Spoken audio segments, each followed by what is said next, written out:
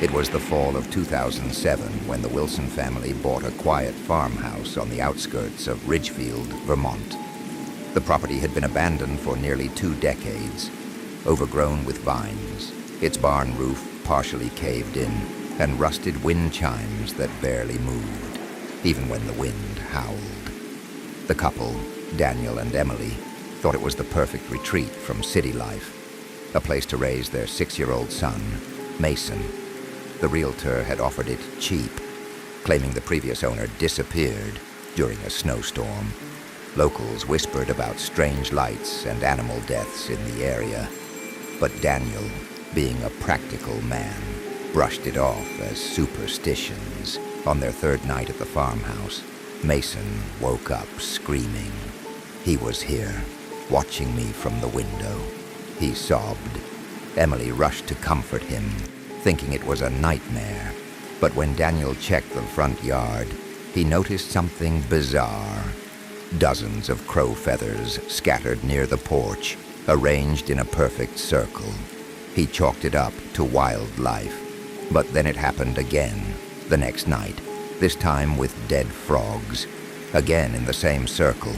The 3rd night, it was bones. Tiny, brittle bones. They tried ignoring it, but something was off in the air, like a constant pressure on their chest, especially around sunset. Emily started feeling dizzy at night. Daniel began hearing faint whispering coming from the barn. Then, while cleaning out the attic, they discovered an old moldy box tucked beneath a floorboard. Inside were handwritten pages in Latin, charcoal drawings of horned creatures, and photographs of women tied to trees, eyes blacked out with ink. Daniel took it to the local library, where an old historian recognized the symbols. "This isn't just folklore," he warned. "What you found is part of a ritual. Old Vermont black magic. Pre-colonial. Something called the Root Sacrament." Back at the house, Mason had started talking to someone they couldn't see. He called it Grandmother Tree. "She lives behind the barn," he whispered one night. "She told me not to trust you and Daddy." Daniel finally went to the backyard alone to see what was behind the barn. Past the collapsed fence and rotting apple trees, he found it. A massive, dying oak, gnarled and blackened at the base. Its bark had symbols carved deep into it, some still oozing dark sap. At the foot of the tree were more bones, and one recent photo of Mason. Daniel stumbled back from the tree, his heart pounding like a drum. The photo of Mason wasn't old. It was taken recently. Same pajamas he'd worn last night, but they hadn't taken any such picture. He snatched it up and ran back into the house, only to find Emily standing motionless in the hallway, eyes wide, face pale. "Mason's gone," she whispered. They searched every inch of the house, the barn, the property. No sign of him, but the weirdest part, no broken windows, no forced doors, just a strange smear of muddy footprints, tiny ones, starting from Mason's bedroom window and ending at the back door. That night, Emily didn't sleep. She sat on the couch, clutching a kitchen knife, waiting. And Daniel, desperate for answers, opened one of the Latin books they'd found in the attic. He used an online translator to read parts of it. What he read chilled him to the bone. The child must be marked at the root of the old tree. The offering binds the land to the spirit. The spirit takes form. The family is watched. The sacrifice must not run. Just as he finished reading, the lights went out. Every room plunged into blackness. Then a sound came from outside. A dry, scraping rustle, like something with nails dragging across the siding. Emily screamed from the kitchen. Daniel rushed over. The front door was wide open, and standing on the porch was Mason. But something was wrong. He stood stiff, expressionless, eyes staring forward. He didn't blink. "Mason?" Emily whispered, stepping forward slowly. "Sweetheart, are you okay?" He turned his head slightly. "Grandmother Tree wants to see you." Emily froze. Daniel moved to grab him, but Mason took off, not like a child running, but unnaturally fast, sprinting toward the barn. They ran after him, flashlights bouncing, the wind picking up. The barn doors creaked open on their own. Inside, it was freezing. A foul smell filled the air.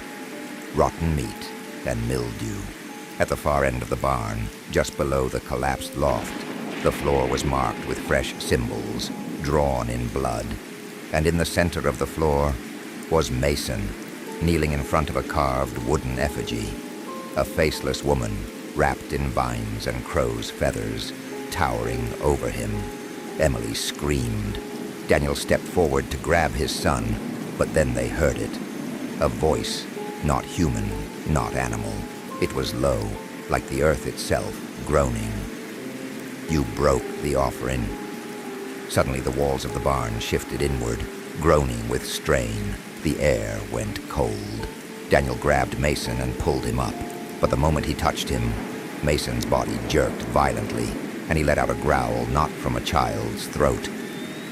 Daniel dropped Mason instantly, stepping back in horror. The boy stood up on his own, unnaturally slow, head twitching, arms limp like a puppet. His eyes were pitch black now, no whites, no irises, just void. Behind him, the wooden effigy began to move. It didn't walk. It bent forward, creaking, cracking, and crawled along the floor like a spider made of dead wood, its limbs bending in impossible directions. Every time it moved, you could hear the whisper of leaves and women crying faintly in the wind. Emily screamed and bolted toward Mason, desperate to save her son. But Daniel tackled her to the ground, just as the effigy swiped past her with a clawed branch hand, tearing a deep gouge in the wall. That thing wasn't trying to scare them. It was trying to finish a ritual. They sprinted out of the barn, dragging Mason with them, and slammed the doors shut. Daniel took a gas can from the back porch, one he'd brought for the generator, and doused the entire barn in fuel. Without hesitation, he lit a match and threw it. The barn went up fast. The wind howled as the flames roared, licking the sky. For a moment they thought it was over, but then they heard it. A voice in the fire. "You burned the vessel. Now the debt falls to blood." That night, Daniel, Emily, and Mason stayed in a hotel miles away. But the story didn't end. 2 weeks later, Emily was driving alone to visit her sister. On a quiet highway through the woods, she vanished. The car was found abandoned, keys still in the ignition, door ajar. In the passenger seat, taped to the headrest, was an old yellowed photo of Emily, standing in front of the ritual tree. Mason? He doesn't speak anymore, not even to Daniel. He just stares out the window all day, humming the same lullaby he heard in the barn. The doctors call it trauma. Daniel knows better. Sometimes in the middle of the night, Mason whispers in his sleep. "The tree isn't gone, Daddy. It's waiting." This happened back in 2018, when I was 22. I was living in Oregon at the time, working a seasonal job with a wildfire control team. That summer had been long, dry, and brutal. So when the rains finally came in October, most of the team took some time off. I decided to visit my cousin Jacob, who lived deep in the countryside near a dying town called Hollow Pines. He had moved there with his wife and daughter after buying a cheap fixer-upper farmhouse. He always said the quiet suited him, but when I arrived, the silence wasn't peaceful. It was suffocating.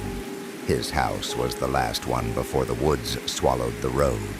No streetlights, no neighbors for miles. Just an old, creaking house surrounded by thick pine trees and a muddy gravel path that led into the dark. Jacob looked thinner than I remembered. tired. His eyes were sunken, and when I asked him how things were, he just said, "The house, it's not what we thought it'd be." That first night, the rain came hard, the kind that soaks everything within seconds. The wind howled like voices arguing in the trees. Around 2 a.m., I woke up to footsteps outside my room. I assumed it was Jacob checking the doors, or maybe his daughter having a nightmare.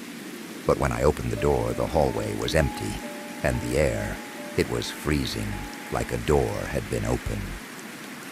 The next morning, I noticed something strange. All the mirrors in the house were either covered with sheets or turned toward the wall. I asked Jacob's wife, Melissa, about it. She hesitated before saying, "It's just something we started doing after the priest came." The priest?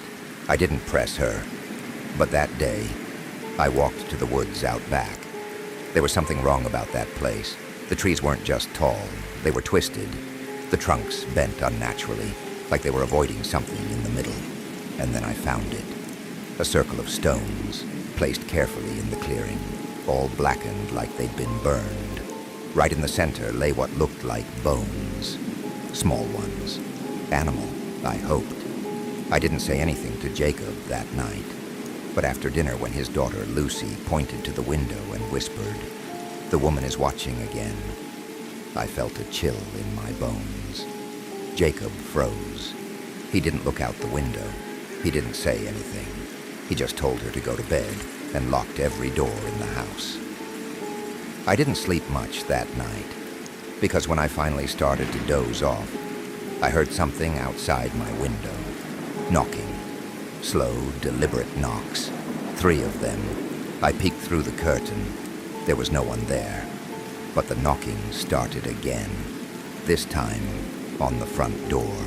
The knocks were slow, measured. Like whoever was on the other side wasn't trying to get in. They were making sure I knew they were there. 3 knocks. Then silence. I stayed frozen in bed, barely breathing, listening for anything. But there were no footsteps, no movement, no wind, just an overwhelming pressure in the room, like the air had thickened with something wrong. I didn't sleep again until the sky turned gray. At breakfast, I asked Jacob if he heard the knocking. He looked up at me, hollow-eyed, and said, "They don't knock to come in. They knock to count you." That line, those exact words, are what haunt me to this day. He told me everything over black coffee and silence. A few months after they moved in, Melissa started hearing voices near the tree line, whispering in a language they didn't recognize. Then came the mirrors. Every time she looked into one, she'd see something behind her that wasn't really there. A woman, pale, long-haired, mouth hanging open, not moving. Just watching. They brought in a priest from a nearby town. The guy stayed less than 10 minutes in the house. He walked in, stood still in the living room, then left, telling them, "This is not my battle." They tried to leave, too, but Jacob's truck wouldn't start. Their phones stopped working, and every time they packed a bag to go, something horrible happened. Animals dead outside their door, smoke filling the house with no source, the basement flooding overnight without rain. Jacob believed the house had been cursed, not haunted, cursed, by someone who lived there before. Apparently the farmhouse used to belong to a woman named Mara Bellamy, an outcast, lived alone. The townsfolk whispered about her practicing Appalachian folk magic, but most thought she was just eccentric, until her niece went missing, and then a second child. Then Mara disappeared. No one saw her leave. They just assumed she vanished into the woods and died. Years later, the land was auctioned off dirt cheap. Jacob said one night, Lucy, just 4 years old, started chanting strange words in her sleep, words neither he nor Melissa could understand. He recorded it once, played it for me. Even now, I can't forget it. The voice wasn't hers. It was deeper, broken, almost inhuman. That afternoon we walked back into the woods together. Jacob wanted to show me something. We followed the trail of blackened trees until we reached a dead end. A shallow pit, maybe 5 feet across. Inside were charred wooden figures and pieces of torn fabric tied with red string. Hundreds of crows had gathered around the trees above it, watching us in complete silence. I asked him what it was. He said, "I think this is where she used to do it, where the rituals happened. The woman you saw in the window, she never left." We didn't speak after that. Not on the walk back. Not that night. But I'll never forget what happened around 3:33 a.m. Lucy started screaming from her room. Not a normal child's scream. It was the sound of someone being murdered. We bolted down the hall, the screaming piercing every wall. Jacob kicked open Lucy's door. She wasn't in bed. The sheets were twisted, the window wide open, the wind blowing in, and just beneath the windowsill, in the muddy wooden floor, were 2 bare footprints, tiny, wet, leading back into the woods. Jacob screamed her name and ran out barefoot into the night. I grabbed a flashlight and followed. The forest behind the house was different this time. It didn't feel like a forest. It felt like a tunnel, narrow, closing in, like the trees were shifting behind us. I couldn't hear crickets or the wind anymore, just a low, breathy sound, like someone exhaling through their teeth. And then we saw it. Up ahead in a clearing, Lucy was standing completely still, back facing us, arms limp at her side, mud covering her feet. Jacob rushed forward, but I grabbed him by the arm because that wasn't Lucy. Her head turned, too far, farther than a human head should. Her mouth was hanging open, her eyes rolled back white, and she said, in a voice not her own, "She's still here, and now so am I." Then she collapsed. We rushed her back to the house. She didn't wake up until morning, and when she did, she didn't remember anything. Not the screaming, not the woods, nothing. That's when I told Jacob the truth. I wasn't just visiting. I'd come because of a woman I met through a small online forum, a folklorist from West Virginia. She told me stories about old spells and rituals used in the deep Appalachian Mountains, about curses bound to land, not just people.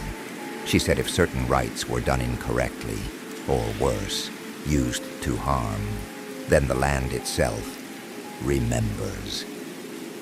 She warned me about binding trees, doll curses, and blood circles.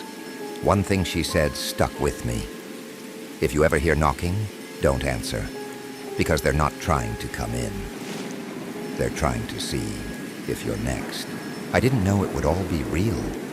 Jacob and Melissa left the farmhouse the next day. Didn't sell it, just walked away. I helped them move. Took one last look at that dead forest and promised I'd never return. But last week, I got a letter in the mail. No return address.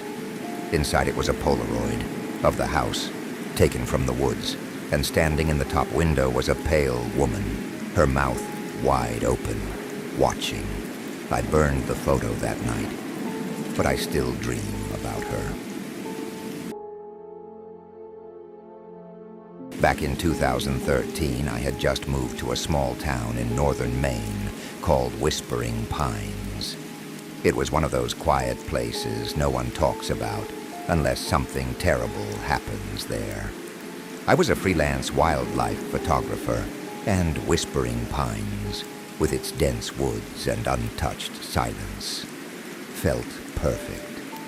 But what I didn't know was that the town had a dark stain on its history. People didn't talk about it much, at least not in the open. It was one of those towns where the air itself seemed to carry secrets, like the trees had witnessed things that humans weren't meant to. I was staying in a small wooden cabin near the edge of the woods, about 15 minutes from the town center. The place was cheap, rustic, but surrounded by natural beauty.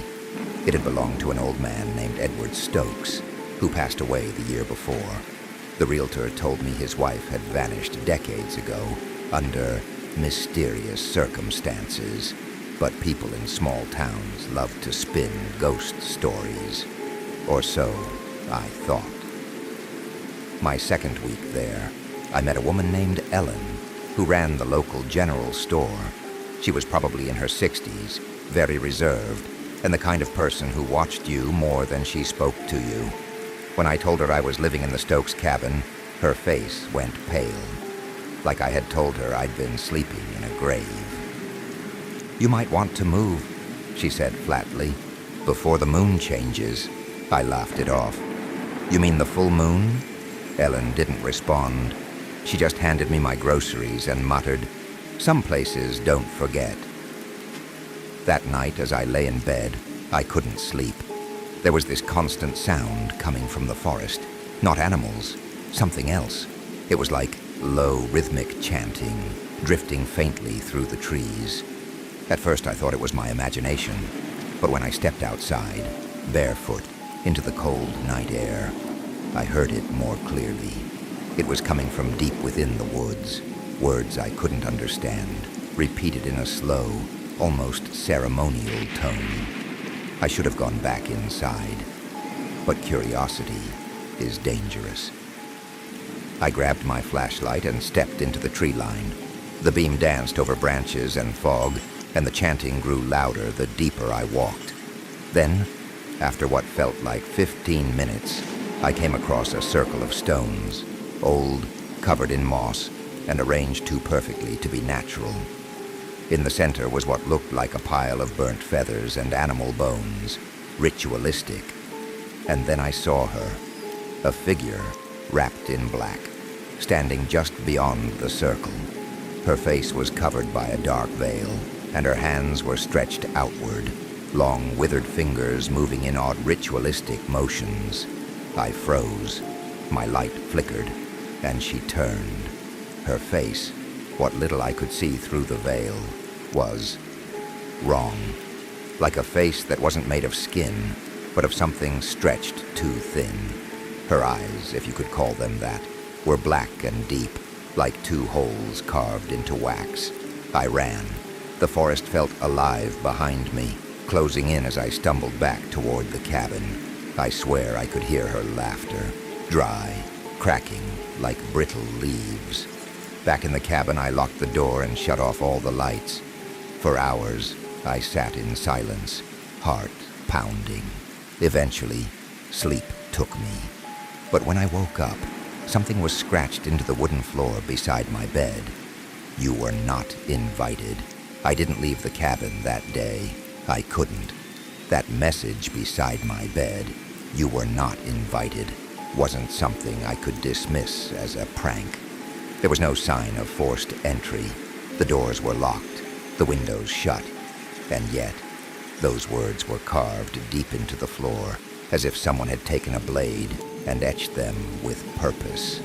Around noon, I finally called Ellen at the general store. I tried to be casual. "Hey, do you know if any kids come around messing with the cabin at night?" She was silent for a moment, then said, "You went into the woods, didn't you?" Her tone changed completely. "You need to burn something." "What?" "Find a white candle, burn it at the stone circle, before the next sundown. If you don't, she'll follow you back inside, and then she never leaves." That was all she said. She hung up. I didn't believe in that stuff. Not really. But when night comes early in the woods and you've seen something your brain can't explain, you start to entertain things that sound insane in the daylight. I found an old emergency candle in the kitchen drawer. It wasn't white. It was yellowed with age. But it was the closest I had. I waited until the afternoon shadows started to stretch.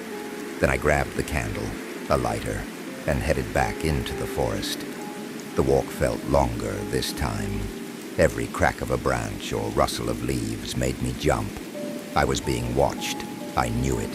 You don't see it. You just feel it in your spine.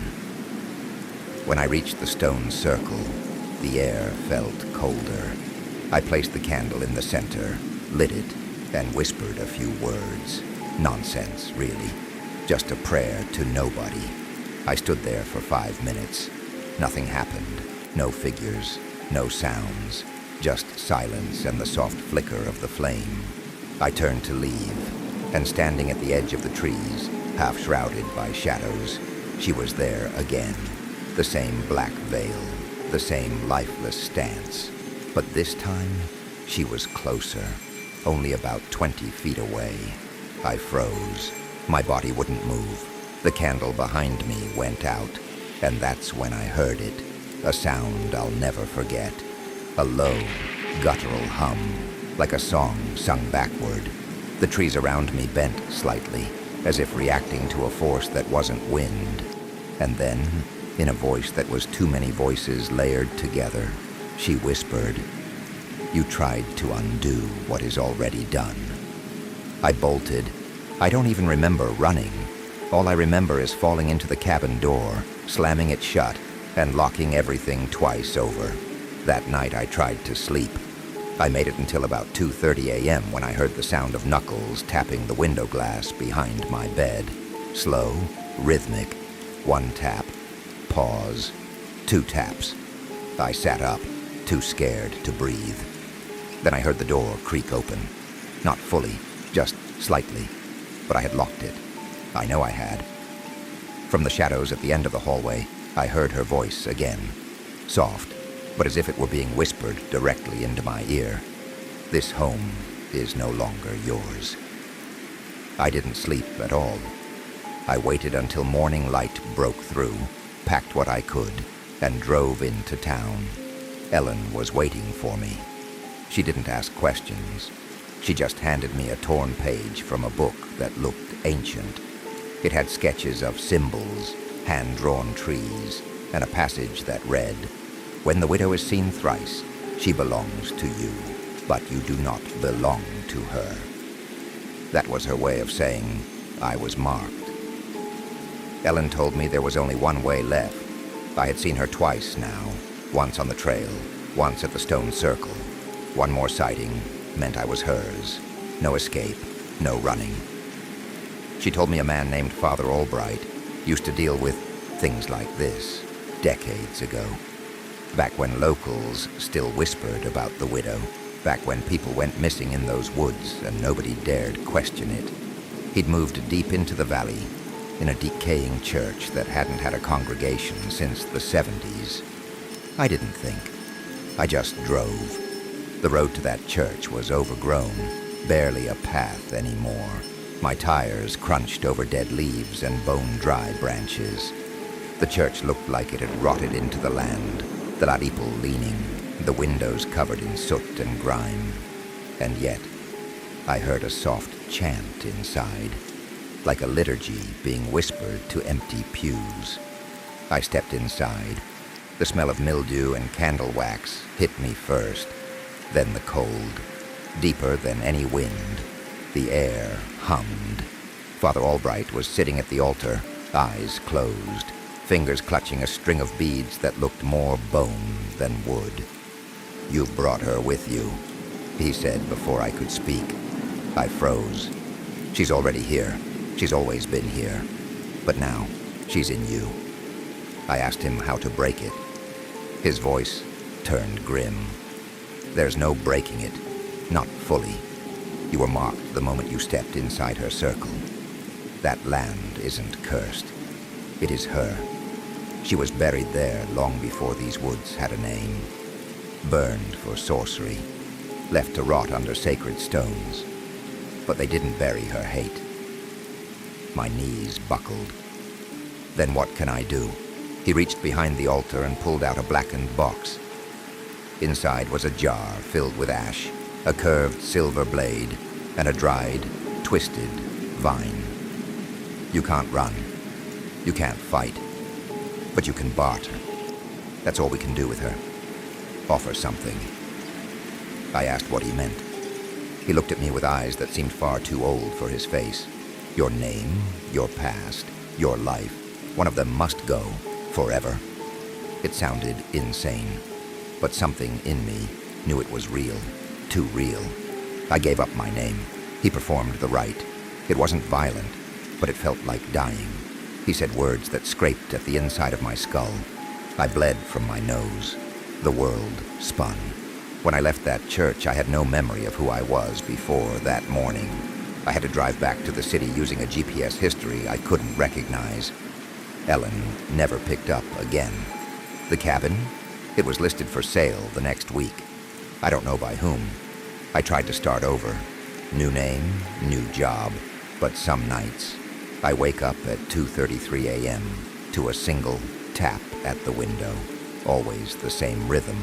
And sometimes, just sometimes, I hear her humming a lullaby I don't recognize, in a voice that seems to come from beneath the bed. I haven't seen her again, but I feel her, waiting just beyond the edge of sleep.